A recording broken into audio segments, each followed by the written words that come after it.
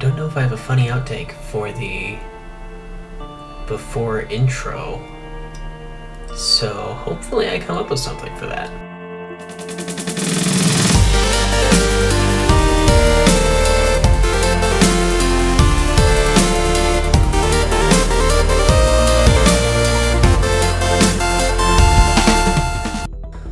I've been considering the possibility of doing reviews on my channel since I started conceptualizing the channel, but I didn't want to be that person who just buys a Lego set and then talks about it on camera.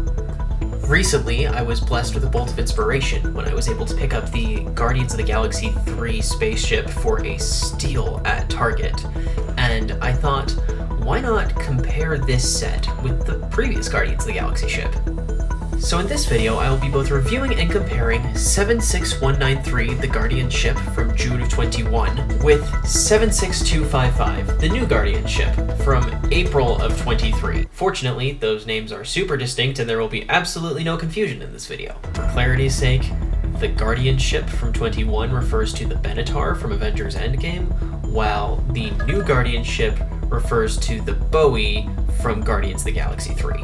First things first though, like Wade of DankPods always says, every comparison needs a referee. I'm going to be judging these sets on 3 metrics: build experience, play inspiration, and display value. So to start with, we need a set that's down the middle of the road on each of those. For our referee, I have chosen a set which is solid but not outstanding in each of these metrics. 76128 Sanctum Sanctorum from 22. As far as build experience goes, the Sanctum Sanctorum is a pretty standard modular building with a handful of really standout moments.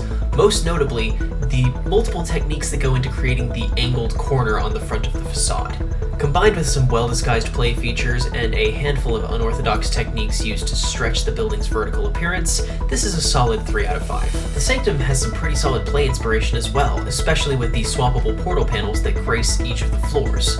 I especially like the open portal, which I have customized to include the Gotham City skyline and Batman stepping into the Sanctum, since LEGO owns access to both of those IPs. However, the immobility of the set does hinder its play value somewhat. Again, I would rate this one at a solid 3 out of 5. Finally, the display value of the Sanctum is pretty alright as well. It's accurate and well detailed. It looks great on the shelf. However, it fails to capture and hold people's attention in the same way as a more impressive modular like the Daily Bugle does. Again, I would give it a solid 3 out of 5 on this front, for an average of 3 out of 5 across the board. Referee established, we can now move on to our first ship, the Benatar. This set retails for $160 US, unfortunately up $10 due to inflation-related price increases, and comes with 1,901 parts and 6 minifigures. 4 of the 6 minifigures were exclusive to the set when it was released, however, 3 of those 4 have been included in subsequent other releases. I can honestly say that I loved building this set. The entire build experience was delightful. The ship is exquisitely detailed, and the building techniques are constantly changing as you work your way through the model, resulting in a build process where there's always something interesting around the corner. From snot techniques to stud reversals to intricate Technic geometry, I felt like I was learning something new at every stage of this process. When the build came together and the wings finally connected to the main body with that gentle swooping angle that gives the silhouette of a hawk's shoulders, I genuinely felt fulfilled. The feeling lives rent-free in my head to this day. Even the stand that the model sits on is unexpectedly cool. The Technic construction is really interesting, and it's set up such that it sits right at the model's center of gravity, meaning that no matter how you rotate the model, it will balance and perch in place. I work at the toy section of our local Target, and I have unironically recommended this to people as one of my all-time favorite building experiences. I can genuinely rate this build experience a 5 out of 5. Unfortunately, the build experience is contrasted by a very lackluster play experience. The model's bulk makes it feel a little bit dangerous to swoosh around. Even if I trust the build integrity, which I do, I don't exactly trust my grip strength. This problem is compounded by the fact that the stand is connected to the model using Technic axles at 4 places, making it very secure but not exactly convenient to attach or detach. The detailed interior does create some play potential with scenes and character interactions fitting into the interior.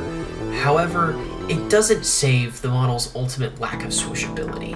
Ultimately, I would give this set a 2 out of 5 for playability. That said, its display value is excellent. The commanding wingspan and bird of prey silhouette draw people in, while the intricate details and greebling keep people looking. I love showing this set to new people because it works as a conversational piece with anyone. Everyone I've shown it to has laughed into light at the discovery of the coffee machine on the interior of the ship. Die-hard LEGO fans can really appreciate the intricate techniques used to create the shaping as accurately as possible, while people who aren't as invested in LEGO still enjoy the little details and the references to the movies hidden throughout the ship. All these factors combined leave me inclined to give it a 5 out of 5 for display potential. Ultimately, even allowing for that $10 price hike, I still think this set is 100% worth every single penny, averaging a 4 out of 5 on my scale. Then, just shy of 2 years later, we got the Bowie from Guardians of the Galaxy 3. Inferior in name aside, the two sets seem really similar at first glance, so we need to dive into a little bit more detail. The Bowie retails for $100 US, with 1,108 pieces and 5 minifigures. All of the minifigures included, except for Star-Lord, are exclusive to this set, including the absolutely gorgeous MCU Adam Warlock minifigure. Ultimately though, the build experience is just fine. It has its moments, like the really cool, smooth roundness to the interior of the rings, but where the Benatar's wings have substantial weight to them, the rings on the Bowie feel like they're being constructed from the minimum number of pieces, lacking in detail and depth. Unlike the Benatar, the interior lacks any brick-built detail and has a lack of identity, in addition to being incredibly cramped. In fairness to the set, the Technic mechanism that mounts the two rings at their respective angles is simple but quite satisfying to complete. However, for the most part, the build is what you see is what you get, and I can't really rate it any higher than a 3 out of 5 as a result. The primary benefit to the lower piece count over the Benatar is clearly increased play value, but ultimately, I still can only describe this as okay. The stand is attached more loosely than the Benatar's, which is possible because of the smaller size. However, it can still be finicky to get in or out, which can make playing with the model feel not worth it. This would be less of an issue if the ship could be set down without the stand, but unfortunately doing so forces the play feature exit hatch completely closed, which kind of defeats the purpose. There is some play value added by the microfighters mounted to either side of the ship's cockpit, but unfortunately they're rather one-dimensional submodels, and taking them off leaves the main ship looking rather odd. Ultimately, this is definitely better than the Benatar, but still only alright. I would have to class this a 3 out of 5. While both of those metrics are solid scores, ultimately I think the model fails to stick the landing when it comes to display value. Both the scale at which the ship is built and the very shape that it has work against it here. The lack of parts budget and scale compared to the Benatar cost it both gravity and detailing that would make the ship interesting to look at.